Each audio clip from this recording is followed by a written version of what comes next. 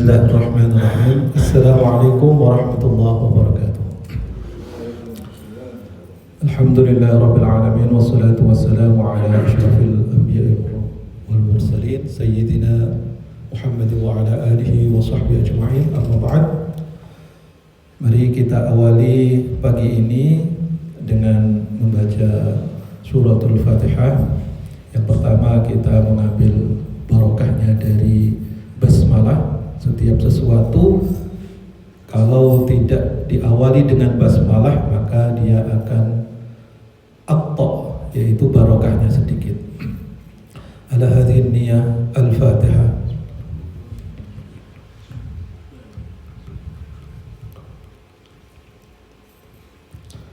Baik, kita akan lanjutkan pembahasan tentang qadil hajah, yaitu membuang hajat. Kitab Bulughul Maram, ya, sengaja saya tuliskan di sini agar bisa dibaca terjemahannya. Karena Rasulullah sallallahu alaihi wasallam, hadis dari Anas bin Malik, Rasulullah sallallahu alaihi wasallam yadkhulul khala, ketika beliau itu membuang hajat. Ya, ketika beliau masuk ke tempat buang hajat, fa ahmilu ana, maka aku bersama seorang gulam, seorang anak kecil nahwi sepadanan saya atau seumuran saya. Jadi pada suatu ketika Rasulullah Shallallahu Alaihi Wasallam masuk ke tempat buang hajat, bersama beliau adalah ana, yaitu Anas bin Malik, wa ghulam, dan anak, ya, anak yang lain, artinya sepantaran saya, itu orang lain sepantaran saya, ya, sepantaran saya, yang kemungkinan itu adalah, ada yang mengatakan Abu Hurairah, ya, ada yang mengatakan sahabat lain. Idawatan min ma'in. Lalu Rasulullah Shallallahu Alaihi Wasallam meminta saya untuk membawa sebuah bejana, ya, untuk membawa sebuah bejana. Idawah itu adalah tempat di mana bisa dimasukin air, ya, jadi ya ember lah seperti itu. Wa anazatan, dan tongkat pendek. Wa anazah itu tongkat yang mana tidak terlalu panjang dan atasnya itu runcing. Ya. Sebagai sutra. Sutra itu adalah pelindung. Fayastanji bil ma, maka Rasulullah lalu beristinja. Istinja bil ma, istinja itu mensucikan diri dengan al-ma, dengan ma. Istinja ada juga cara yang lain, yaitu dengan cara istijmar, yaitu dengan batu. Kalau istinja bilma itu bersuci dengan air. Lalu hadis yang berikutnya, khudil idawah, dari Mughirah bin Syu'bah radhiyallahu an. Qala li an-nabi, Rasulullah mengatakan kepada saya, khudil idawah, ambilkanlah saya sebejana air. Fantalaqa hatta tawara anni, fantalaqa, lalu Rasulullah pergi, hatta tawara anni, sehingga tidak terlihat oleh saya. Faqadha hajatahu, lalu Rasulullah menunaikan hajatnya. Ma'asyiral hadirin rahimakumullah, di sini kita diajarkan oleh Rasulullah sallallahu alaihi wasallam di dalam melakukan sesuatu, apapun itu harus bijaksana, dan Rasulullah memang pendidik yang agung. Ya, Rasulullah mengajarkan kita adab-adab, sampai sekecil itu pun Rasulullah ajarkan, sehingga umatnya tidak akan kebingungan. Bahkan sekecil apapun Rasulullah mengajarkan di dalam syariat Islam. Ma'asyiral hadirin, yang pertama adalah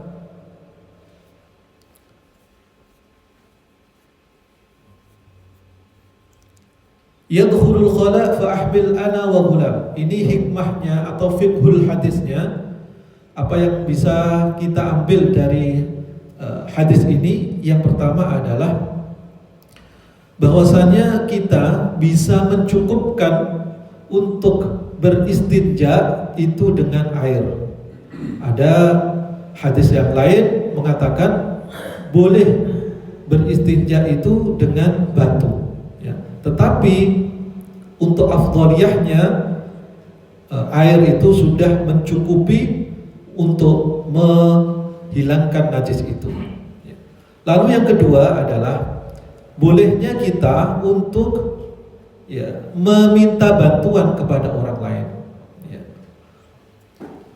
Lalu yang ketiga adalah ini menunjukkan bahwa Rasulullah SAW beristinja di al-khala. Al-khala itu adalah tempat sepi yang mana di situ luas dan tidak, ya karena sepi ya, tidak banyak keramaian. Jadi kita diminta untuk berqadil hajah, untuk menunaikan hajah itu di tempat yang sepi. Kalau dulu memang tidak ada tempat khusus yang di rumah masing-masing, tapi dulu itu ada di lapang seperti itu, tanah lapang, sehingga Rasul memberikan hadis ini, kalau engkau itu mau qadil hajah maka carilah tempat yang lapang, yang di situ sepi dan tidak terlihat oleh orang, ya. Karena dikatakan bahwa di tanah lapang itu banyak penghuni di sana, ya.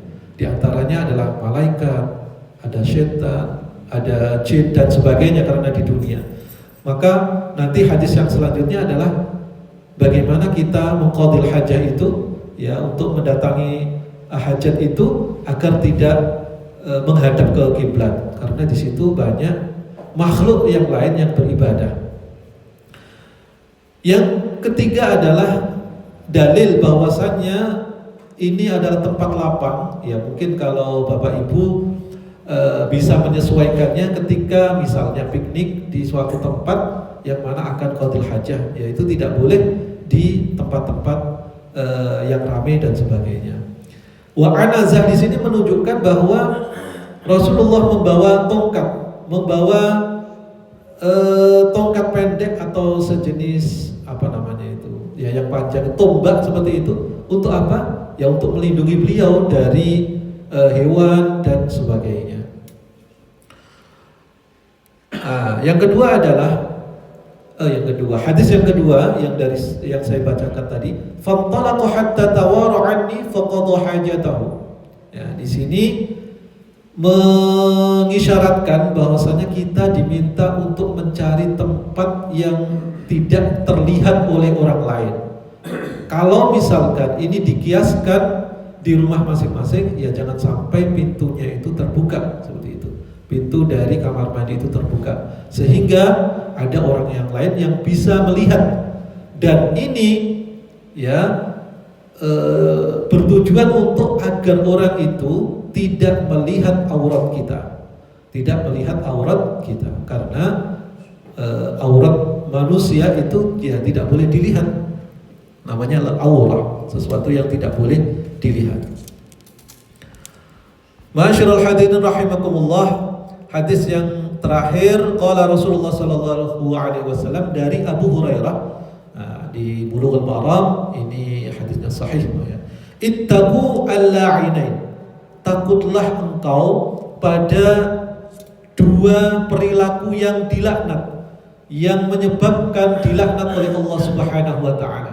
Laknat itu apa? Laknat itu ya ada kemungkinan nanti doa yang tidak baik itu merupakan laknat. Ya.